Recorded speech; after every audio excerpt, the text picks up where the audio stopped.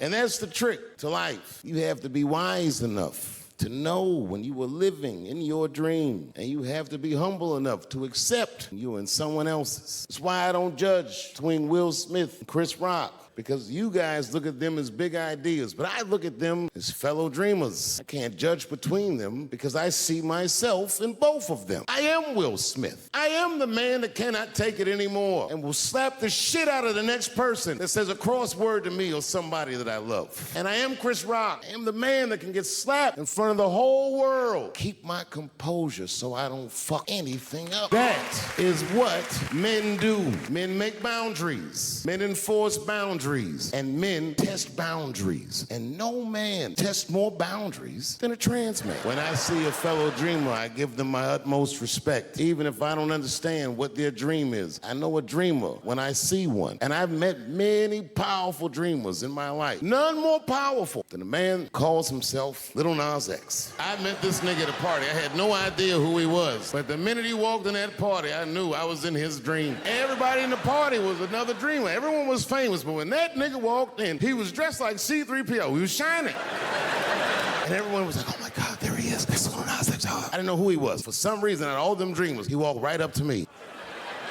And he said, I tried to get you in my video. I didn't know what the fuck he was talking about. I said, what? I said, what? What video? And he just looked at me like, you know what video. And walked away.